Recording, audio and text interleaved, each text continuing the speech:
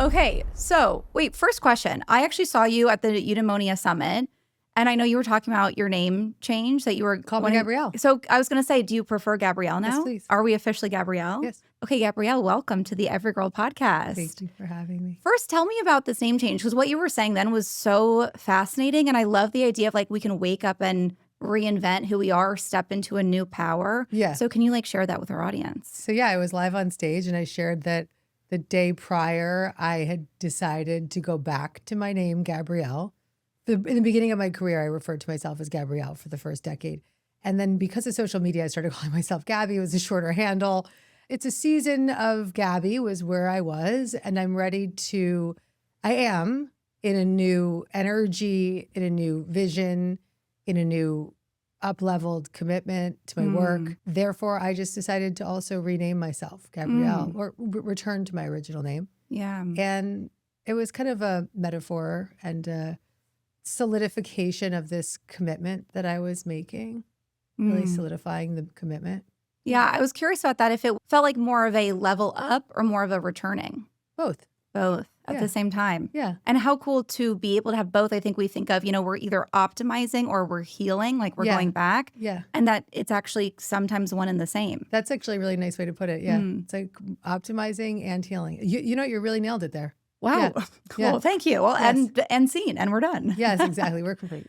So today I want to talk to you about manifestation specifically, because so many people want to change their life. They want to heal their body. They want to get a relationship. They want to update their career. They want to make more money. They want to change, whatever it is. But so many people don't know how to get there. And manifestation is this buzzword that is really associated with vision boards and affirmations. So for you, what does manifestation mean for you? What does it really mean to be in control of your own life? Well, we're always manifesting. We are manifesting what we want. We're manifesting what we don't want. The fact that people think this is some magic trick that's outside of us is actually really wrong. It's not correct. We are all super attractors.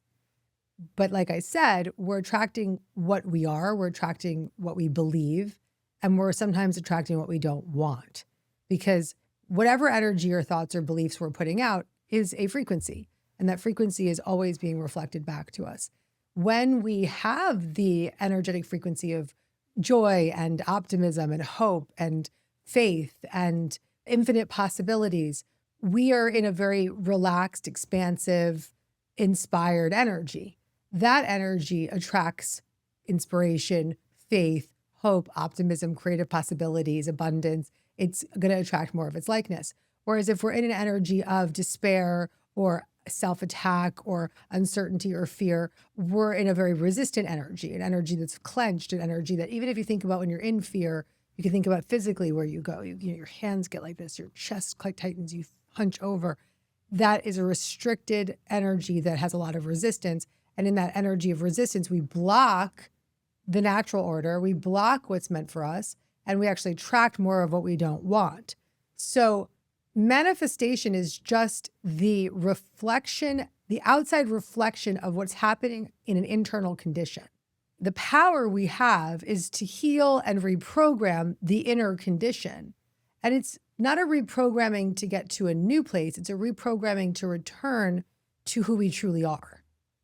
And the life experiences that we've had have just built up false pretenses of who we should be or what we think we are because of our victim mentality or what's happened to us. But it's in the unlearning and the healing of those core beliefs that we actually return to the grace and the light and the faith and the love of who we really are. And in that energy, we start to super attract more of what we do want. So manifestation is really a practice of unlearning. It really is, love. That's exactly right. Sorry, I called you love. I love to take No, I love, call me I love. call people love and sweetie. I love it. Call me love, call me sweetie, call me baby, whatever Yeah, you call everybody, me. everybody. I love it. No, that is such a powerful way to frame it, because it's almost like we are born with this power. And I think a lot of people think of manifestation as like, oh God, I have to try really hard. And of course it takes a lot of effort, but it's like, I have to be kind of like trying and forcing an outcome, instead of what it really is just removing what is blocking you from the outcome. And healing what's blocking. And healing. Yeah. Yeah, healing is the good word for it. So what does that actually look like in practice? Because I think a lot of people struggle with this concept of, okay, so is it as simple as, I am going to feel joy and gratitude, and then how do I magically get more gratitude? It sounds too good to be true, right? So what does it really look like? There's small things that we can do that may have big impact, and then there's big things that we can do that have massive impact. Okay, so the small things that we do that have some impact and always create change are the redirection of our thoughts. So, for example, let's say we're constantly in this fear loop and this negative story.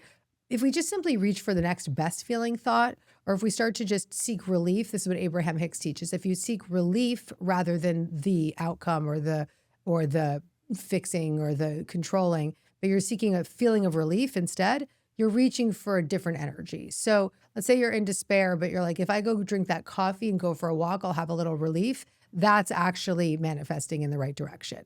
So these small little subtle shifts can make big change. Noticing the fear-based thought and then reaching for the next best feeling thought. So, I'm broke. You could be like, I'm going to go on LinkedIn today. I'm going to get my cup of coffee. I'm going to spend some time on LinkedIn. And I'm going to have a lot of fun doing it. That's a really high vibration next step. Okay. So the small adjustments make big change, but the big adjustments make radical change. The big adjustments are really healing the core beliefs. And that's where people are like, no fucking way. Thank you very much. Can you just give me my manifesting book back? Right?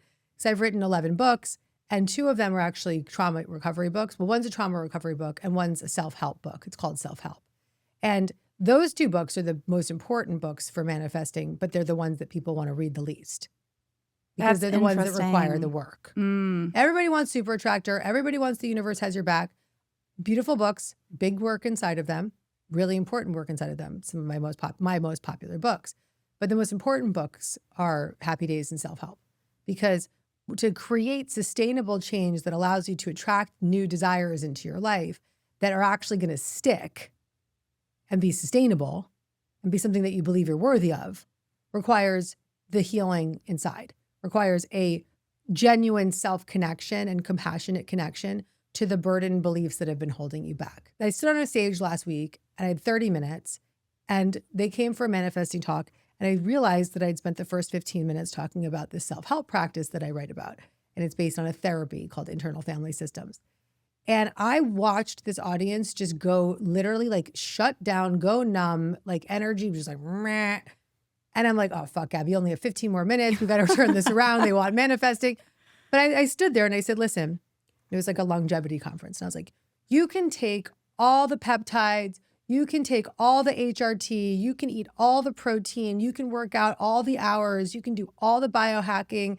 But if you don't heal the core beliefs inside of you, you will never achieve and acquire and receive the abundance and success and joy that you really want, period. It wasn't exactly the motivational talk that they wanted to hear because they wanted to be like, give me quick tips for manifesting, which in retrospect, maybe in 30 minutes, I kind of could have leaned into that. But what I really want people to hear is that the real big change happens when you address the core beliefs. And that's what I've done in self-help. I guess it's not sexy. Like people want the this is the manifestation practice and write your vision board and do the XYZ to manifest your dreams. And that's the sexy stuff we see on TikTok. Right. But when it really comes down to it, well, what's actually going to give you the biggest change is the unlearning, the healing. And that's hard fucking work. That's hard work. It's hard work. The TikTok manifesting is bullshit.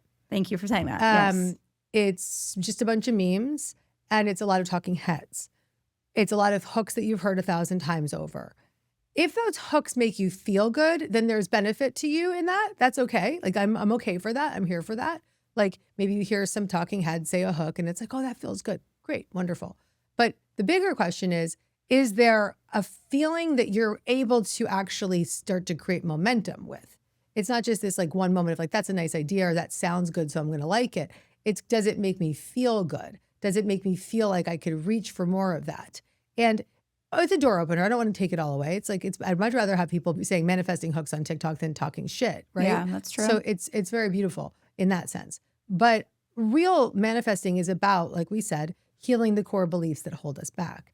And so I've written an entire book that really, I mean, your publisher may be like, we need to do a more sexy book next time, but it will go down in history for me as probably one of the most important books I've ever written and will ever write. And it's democratizing a therapy called internal family systems therapy. It's IFS is what it's also called.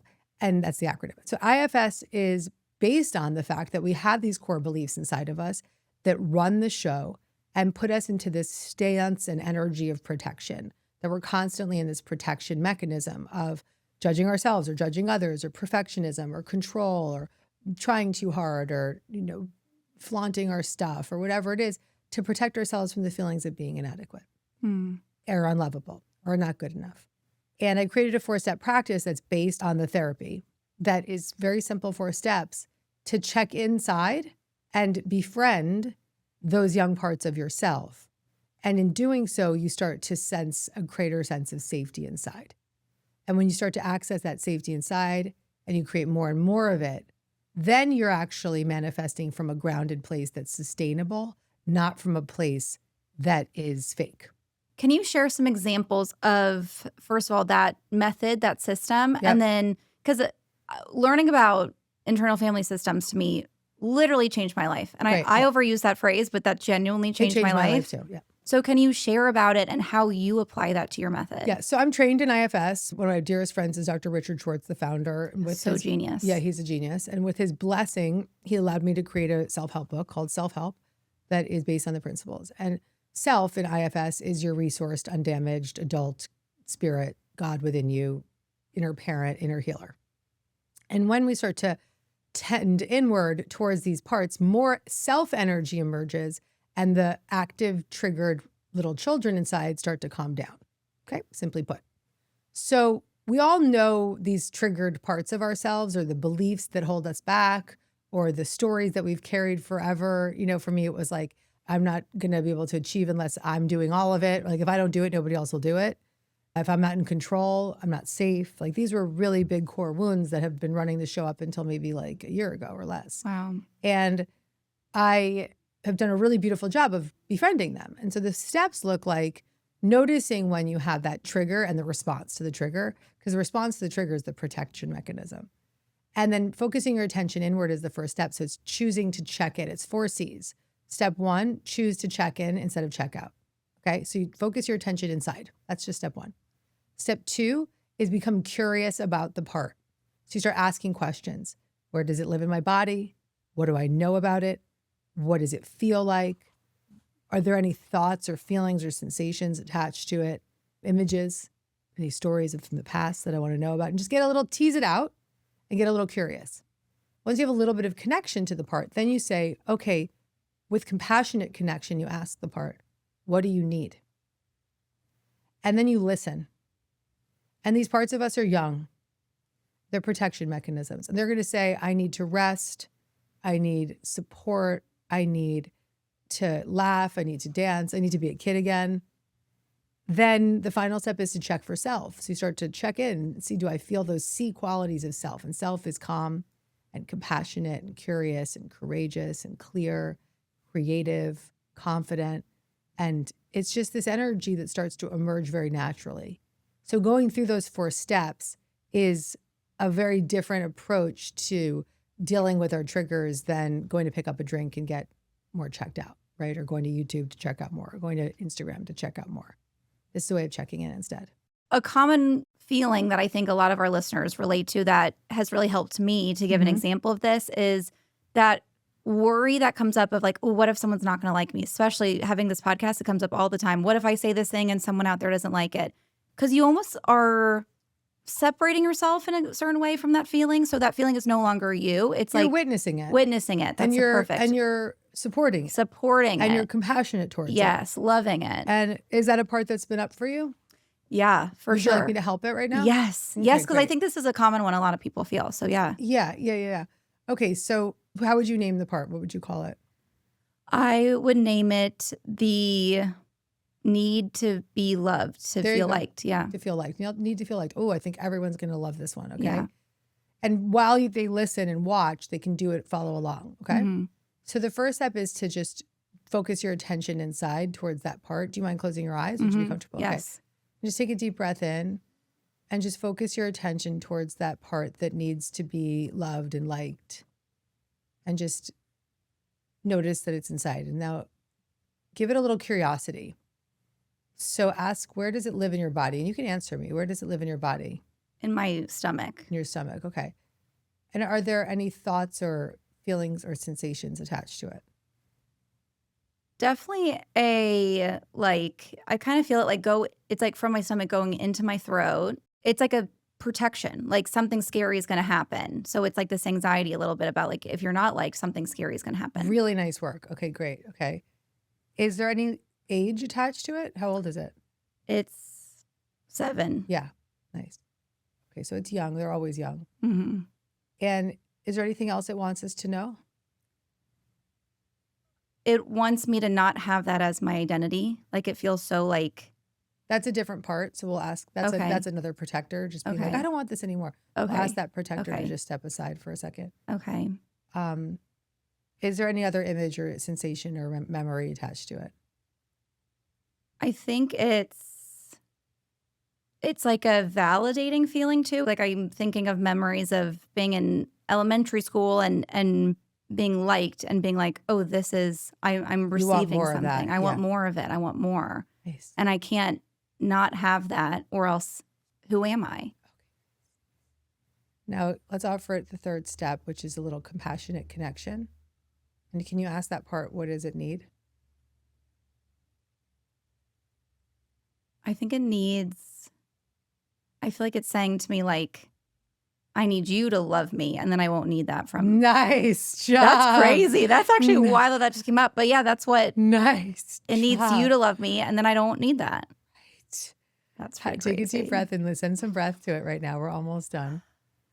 And just see, how do you feel right now? How do you feel? I feel connected. Yes, girl. Is Yes. that, okay. That's a C quality of self. C quality. Wasn't even trying to go to the C That's quality. right. But yeah, You just said it. Do you feel Wow. a little bit more calm? For sure. A Do you lot have more clarity calm. about the part? Yes. Yeah. For me, it's like the giving at the age thing is a really like, whoa. Yeah. Because it's easy to hate that feeling and be like, oh, here it comes again. And when you give it that age and you're like, oh, she's 7. A little girl. And she just wants to feel loved. That's right. And she wants your love. And she wants my love. And then it's so much easier to be like, okay, then I will give her my love. You are one of the most profound examples of this practice that I've ever done. Wow. Because you had such access to the little girl so quickly. And she was so clear about what she needed. And then the self energy came in so fast. I want to take this clip and share it. It's so beautiful. Wow. Like that was really, really nice. Well, you guided that perfectly. Well, there's no right or wrong way to have this experience, but Yeah. you just have a lot of access to the part. And I think you have a lot of willingness to heal. Mm-hmm.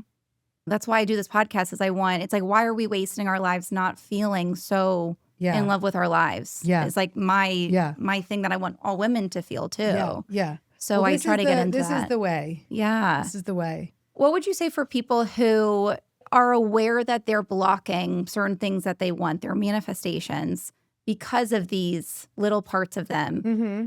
and they don't exactly know what those parts are, or maybe aren't as connected as it was easy right now, like if they don't know what's coming up? One thing that's practical, they can go to deargabby.com/self-help, and there's a free meditation that goes with this. So they could do that with me, the same thing that we just did. So that would be helpful. And I'm definitely not trying to plug a book because I would give it to everybody. But if this was like, oh, that's interesting, I want to know more about that. The whole book is those 4 steps. Like, I Yes. just keep repeating it. There's chapters on self-forgiveness and self-body parts and how the body is still a protector as well. There's a parts on how to let it out with journaling and doing the 4 steps. So you can master it with the book. Are there certain common blocks that you think a lot of people have in common? Like that fear of being liked, I'm sure, is a big one. Other ones like that? Very common blocks. Feelings of, really at the core of a lot of the protectors is the exiled belief. And the exiles are like the traumatized little children that we say, I don't want to feel you ever again. And so we start protecting against the feeling. And underneath it all is the feeling of being unlovable, being inadequate, terror, right? Feeling fear, feeling like we're not good enough. That's really the core. And what are some examples? Again, I know it's so individual for everyone, but how those feelings are impacting how we live our lives now and what we are able to get in our future. It's a shit show. Okay. That's a good answer. So yeah, it's a shit show because we're just parts that protectors that get with more protectors, that more protectors with more protectors. So I can give you my own personal example. So whenever things would feel out of control, my axile part that can't handle the out of control would start controlling everything and then making everybody else around me crazy. And then that creates more feelings of shame. And that's another protector. And then that, don't want to feel the shame. So then I blame everybody else. And that's a protector. And then blaming everybody else leads me to feel bad about myself and remind myself I'm a self-help book author. And then I feel shame again. And then I want to go judge somebody else. And it's just this endless cycle of protection against protection and with more protection, with more protection. And the ways that it manifests is it manifests in addiction. It manifests in all the behaviors and patterns that we have that we are oftentimes the most ashamed of. And it's like we can't get the things that we want out of our life if we're not aware of those and healing those. We can't really. Yeah. We can achieve successes and we can make things happen, but we can't really live our highest potential without healing the core wounds. Just to give people a real life example, and I want to stress this because I do think a lot of people are like, they like the sexy manifestation. They want to, do their vision boards and focus on what's next. And they don't want to do so much of let me go back and do the healing work. And just an example of where I've noticed it in my life is wanting to grow the podcast and do more in my career. But then that feeling of, well, you need to be liked. So if you need to be liked, you can't have more eyes on you because what if someone doesn't like you? That's going to open it up to more. So I realized how that's the thing. Can you notice how that blocks you? Yeah. Yeah. Oh, yeah. I notice how much I keep myself small in certain ways, how I don't really share my opinions a lot, or I'm getting a lot better at that. But I started the podcast being so unsure about let me just be polite as much as possible because I don't want someone out there to write a bad review about me. And obviously to have visibility comes with more judgment. Yeah. And that's really scary. And so I hold myself back so that I have this identity of I can be loved and that is safe for me. So just to give an example of it's holding you back maybe in a lot of ways you don't even realize to have this healing that needs to be done. You're such a good example of it. Well, what you just did today was a huge step to helping that little girl feel safe with you. And so my advice would be to do that more. She's like, more of that, please. Yeah. So maybe do it throughout the day where you notice, read the book, master the book. I'll give you my app. In my app, you have the self-help meditations you can just listen to. And the more you do that check-in process, the more safe she'll feel inside and the more access to you she'll have. And then when she starts to trust that access to you, she starts to feel more free. And courageous is one of the C qualities, and confident is one of the C qualities. So that courage and that confidence is a natural self-energy that emerges naturally when you start to heal her through letting her know you're there, okay? So I've pretty much handed you the prescription. Go read the book, practice it 1 minute or more a day, preferably more. Reach out to me in a month and tell me what happens. Okay. Oh, whoa. I love that. Yeah. I actually really would, I see parts in people. And the second that you started working with the part, I thought to myself, oh, that unlock is going to unleash this woman. Whoa. Oh, your mouth to God's ears, literally. Yeah. I love that. Yeah. Well, I mean, I felt that. I really did. When you have this different relationship with that part that was such a huge piece of the access point is interesting because it almost does feel like it's been hello, pay attention to me. It has been. And it's coming out in all these ways of just pay attention, just acknowledge me, just pay attention, I'm here. And so when you do acknowledge it, then that feels like a big piece of the battle is just the acknowledgement. That is exactly right. It's the access to you. Even just the witnessing alone is extremely beautiful. Just the witnessing. So do you think that that's what these parts of you, that's what they really are asking for mostly is to be acknowledged and witnessed? Do you have a child yet? Not yet, right? Not yet. Yeah, you're a baby. Okay, so you have children in your life? Yeah. So if a child that you care about in your life came up to you and was like, I'm so upset about this kid that was mean to me at school, what would you do? Hug them and tell them it's okay and screw that kid. You'd give them some connection, right? Yeah. You'd hug them. You'd be compassionate towards them. Yeah, you definitely want to be like, oh, shut up, go away. Yeah. You would connect with them. Yeah, you would connect with them. And when you have that little young girl inside of you show up and you feel like you weren't being nice, someone wasn't nice to you, what do? I don't think I'm mean to her, but I don't acknowledge her, I guess. I kind of just separate. Yeah, check out. Check out. The things that we would offer, the energy we would offer a child is quite the opposite of the energy we'd offer the children inside of us. Yeah. So this is about treating those parts like little kids inside that need our attention. And it's a beautiful practice if you desire being a mother, which you will be, is to start to become the mother to yourself, to recognize that, oh, I can be a mother to myself first. This made me cry a little bit. Yeah. The inner mothering. We talk a lot about like the inner child, but then there's the inner mother, That's right. right? That we can mother ourselves. That's right. And the parts of us that need that. And it will help you a lot as a mother. Wow. Because you're healing that child that just needed your affection, that needs your attention. That's right. Wow. You have what a lot of people would point at and be like, that's the dream life. What do you think you really had to work on and let go of or get over in order to get to where you are now? Everything. Everything. That's a good answer. Yeah. I'm a trauma survivor. I'm sober recovery for 20 years. So I'm a recovering addict. I've experienced suicidal ideation from postpartum depression. I've lost a late stage pregnancy. Like I've had big T trauma throughout my life. And I've shown up for it every step of the way. And I have been on the thing I'm most proud of about myself, not a book, not a talk, not a external thing. It is 100% my courage to go to the places that scare me and come out the other side. What does it look like to go there? And you don't have to share it for you, but for someone listening who's like, I have these traumas, I want to have the courage, but what does that mean to have the courage? Well, they're still listening, so they have it. That's a great answer. That's why I write these books, right? It's like, how could I say, oh, I have the courage and I've done all this work, but like, be like, good luck. Happy Days, my book, is about my trauma recovery. And the subtitle is The Guided Path from Trauma to Profound Freedom and Inner Peace. If you're struggling with trauma, go read that book. If you have parts of yourself that feel inadequate and unlovable and not good enough, go read self-help. I mean, there's a reason I put my life and my body and my soul and my energy into sharing these books with the world, because I've lived to tell what recovery looks like. And so go use the tools that I give you. You know, they always say in 12-step, if you want what they have, do what they do. My desire is to democratize spiritual principles and personal development tools that are based in spirituality, and to make it just easy for people to have no excuse, but to show up. And you're such a great example of, you know, so many people feel like I don't know the way out of trauma, of this dark place that I'm in.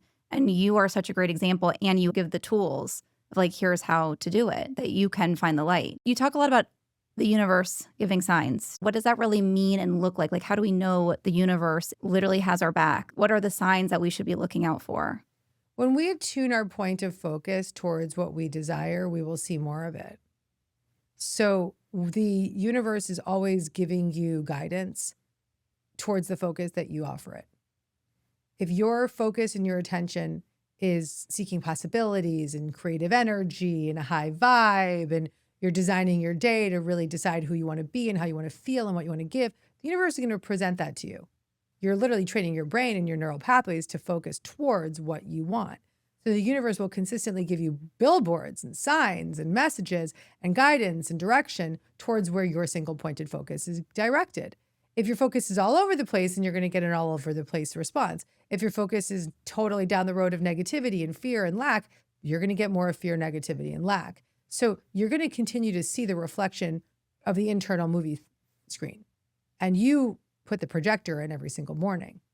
One of the tools I have that I love for really living a spiritually led life is to start your day by designing your day. This is the daily design method. And it starts with asking yourself 4 questions. Who do I want to be today? What do I want to give today? What do I want to feel today? What do I want to receive today? And then design your day. And then that can create the day that was most aligned for you. It directs your focus. You know, I got my makeup done this morning, called a girlfriend of mine. We were like, let's have the best fucking day ever. You know, we're going to just have the best day ever. I just started feeling good. I went for a walk with my friend. I had the best coffee. I made a smoothie. She's throwing a party tonight for us. I came to see you. We had a big healing moment. I'm going to go off to the next set. Like, it's just fun. And so then when I get on the phone with my husband and he's traveling, I'm not like, oh, we didn't do all these things. I'm like, we're going to start a business. Oh, by the way, today I started a new business with my husband. Just like, congratulations. Just like you planted the seed. He's a woodworker by joy, not by trade quite yet. And I was like, we need to make your pieces and then like infuse energetic symbols into them And then like, Whoa. but I've been thinking about this and wanting this. And then as I was leaving my friend's house, I met her decorator and I was like, oh, my husband's really into the same stuff you are. And my friend said he makes furniture. And she said, oh, we should start buying his furniture. And then she said, oh, well, we could actually produce his furniture because we have woodworking station, or you know what I'm saying? Like we have like the whole setup. And I was like, yeah, the universe will respond to what you believe. And so I know, and I can midwife, like you can't manifest for someone else, but as long as he's a yes for it, I can bring momentum to it, right? And so I called him, and the first thing he said to me is, because we work together, the first thing he said to me was, well, is there something wrong with my current job? And I said, let's not go there. Let's start focusing on creating something else as well, right? Like that comment started taking me down too, right? And so as super attractors, we have to make sure that we don't let the comments and the vibrations of others bring us down as well. And that's a hard skill to master. It really is. I think the more you practice the self-help tool that I've taught you, the less tolerance you have for other people's bullshit, because you start to feel so good inside that you're just like, I'm not a match for this and I just don't want it. And so I'm going to redirect it. It also is quite upsetting when you're around it more because you're like, I know there's a better way. Yeah. Yeah. It starts to feel like, why do I have to be around this? So sometimes it's just best to remove yourself. Okay. I like that. So signs from the universe are really opportunities. Like they feel like, oh, you want to launch this business and suddenly you're meeting someone that can help with that. Like it feels more like opportunities. It's opportunity. It's intuitive direction. It's creative ideas. It's invisible doors opening for you. Yeah, it's the signs of support. So if you feel like you're not receiving those, if someone listening is like, I never get examples or opportunities or doors open, does that mean that they're on the wrong path or not in the right vibration? I would ask them, what are the thoughts that you keep thinking throughout the day? Because that's the important part. How do you feel about those thoughts? How do those thoughts make you feel? Again, going back to your explanation of manifestation itself, it's not about what you want. It's about who you are. That's right. How you're showing up. That's right. It's not even a reflection of maybe you're on the right path or not. It's like, how are you feeling? How are you showing up today? Right. That's right. Okay, that's really powerful. What are some common signs that you end up seeing? Are there ways that you feel like your spirit guides communicate with you or the universe communicates with you? Yes, you can start to have signs from the universe that you ask for. And as I was driving and talking to my husband about this business, I saw an owl, like a huge graffiti owl. And like one of my signs is an owl. And I saw it and I was like, oh, there's a sign. And so if you think, oh yeah, there's my sign, then that's your sign. Right? Yeah. Even just bumping into that decorator and having her standing there was the sign. It was direction. So we can ask for signs like, can I see a blue butterfly or can I see a feather or whatever it is that we feel connected to, and you'll start to see it. What happens for people who are like, okay, universe, I want to see a blue butterfly, and then they don't see it? Is it because they're not looking? It's not that they're not looking. They might be looking too hard. Too hard. Okay, interesting. Like, and what does that look like? Seeking, thirsty, trying. The universe is responding to the calm resonance, not the frantic energy. Yeah, not the desperation of like, because I feel like that's very lack. I really don't have it, so I need it. Yeah. Instead of this feeling of like, I know it's coming. You're full of the abundance of it. The word no is important. There's this message from the metaphysical text, A Course in Miracles. Those who are certain of the outcome can afford to wait and wait without anxiety. If we live in that way where we know it's on the way, anything's possible. How do we feel that confidence that we know what we want is coming? We incrementally shift our thoughts and beliefs using affirmation, using reaching for the next best feeling thought, seeking relief in the moment, just saying, well, what would make me feel a little bit better right now? And then really going deeper with the self-help work and really transforming our thoughts through that kind of level of healing. And then we start to get into the no. That's what's interesting for me is a question we really get the most is, okay, I know should feel confident in this, but I really don't. And I don't know how to trust that it's coming. And it is really interesting when you just do the work of your healing these patterns, because if you heal, someone might not feel confident. They're like, what is it that's making me not confident? What is that part of me? And then you change your confidence. Then it starts being like, oh, well, I'm confident that I can do this thing that I want to do. So even as like a byproduct, you're shifting the way that you believe the universe has your back. Even if you're not attacking that specific thought, it feels like your whole belief pattern shifts around you. Yes, exactly. And so that's the work, is even if it's not explicitly connected, it is, even if you don't see it. That's beautifully said, yeah. So I want to talk to you about routines. What are some daily practices that you swear by to stay in your energetic alignment? 7 to 8 hours of sleep a night, Big one. minimum. Last night, I think I got 8. It was awesome. Love those nights. It was so good. Meditation and prayer before bed and in the morning before you wake up or when you wake up. Move in some way every single day. So even if it's 15, 20 minutes, just walking, if it's some kind of anything, move in some way every single day. I have very serious non-negotiables about what I eat because I'm just sensitive. So I'm gluten-free, sugar-free, somewhat dairy-free. I've been sober 20 years. I'm really conscious of what I put into my body. I eat a tremendous amount of protein. I'm 46 and I went into menopause early. So I'm like really optimized right now. Bioidentical hormones and incredible foods and supplements. And I get my hormones checked every 3 months. And so, Wow. how old are you? 30. Oh, you're so young. Yeah. I know.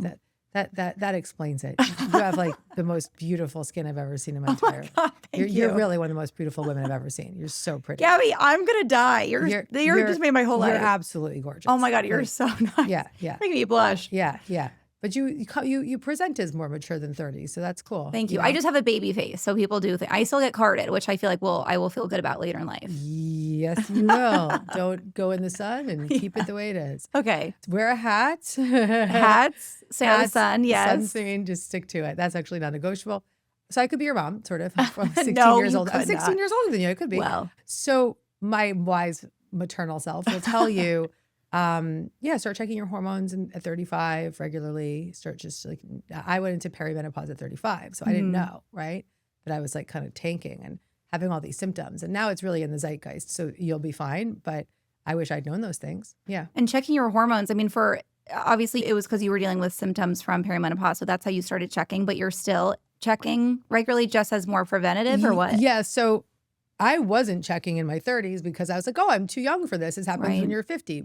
Perimenopause is a decade before menopause. So at 35, I was having premenopause symptoms of like brain fog and anxiety and sweats at night and, low libido and infertility issues. And so this is all signs of perimenopause.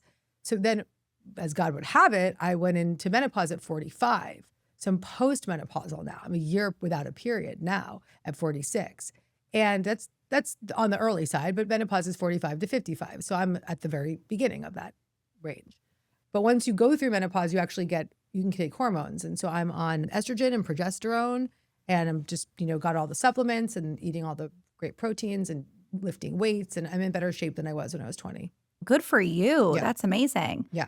Spiritual practice or therapeutic practice can actually get you through hormonal upheavals or biochemical conditions. There is times in life when you must seek medical support and you must get medication because God works through the medication, God works through the doctors, and it's necessary. If I were trying to like muscle it through and not take the hormones or not take medication, I probably wouldn't be here. I'd probably be suicidal. So, take what you got. Yeah. Use it. I've heard you say a story before. I forget if it was about you or about someone that came to you and was telling you a story and was like, okay, well, I'm not taking the medications. I'm waiting for God to help. And you're like, God is the medication. Yeah. That was the medication. That was my story. So yeah, I was, this is good for young women your age to hear. I experienced suicidal postpartum depression. And prior to that, I was brought up homeopathic. I'd never fulfilled a prescription. I never did even know how to walk into the pharmacy and get a prescription. I'd never taken a pill. And I was trying to white knuckle it for 4 months. And in that 4-month period, I had anxiety, insomnia, suicidal ideation, deep depression, agoraphobia, and would have taken my life if I hadn't finally surrendered and went to a psychiatrist and got on Zoloft.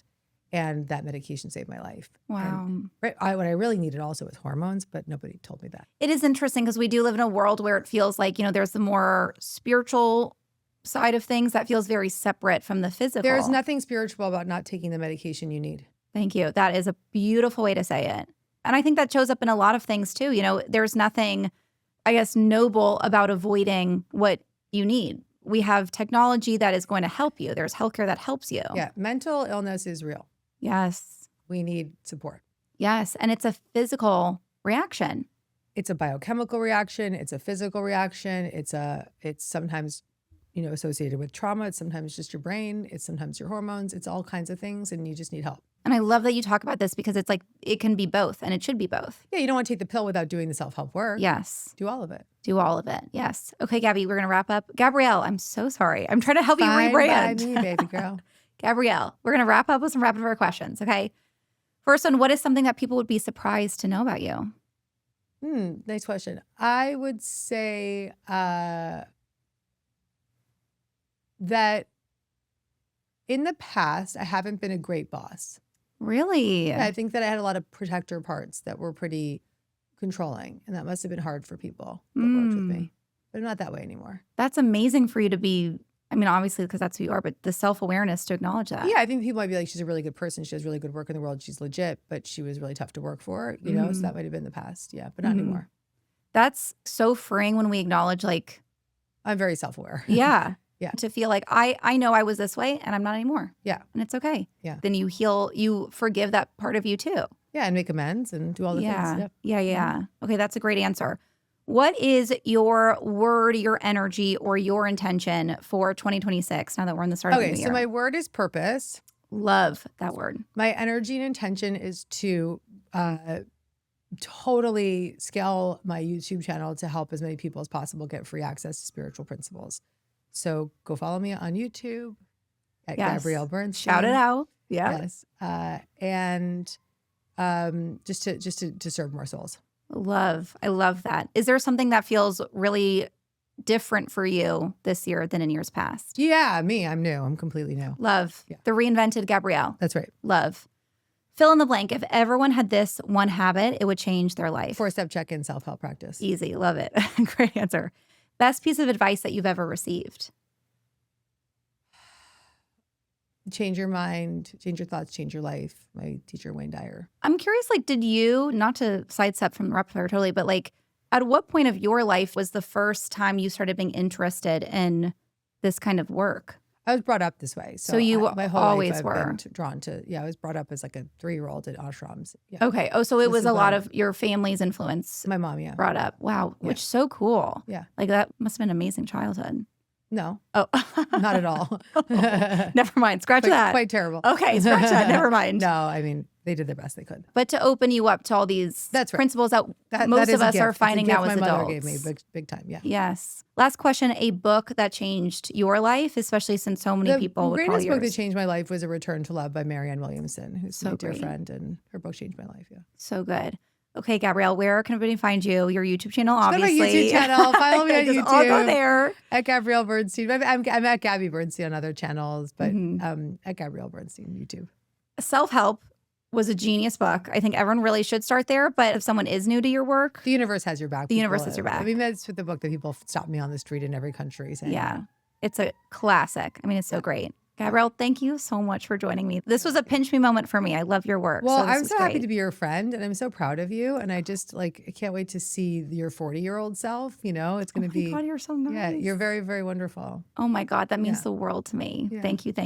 And I will be messaging you in a month to tell you me how how much my you life has changed. Tell me about your since this. confidence and your Yes. courage. Yeah. I will. Thank you Beautiful. so much. Thank you. It was beautiful. It was really good.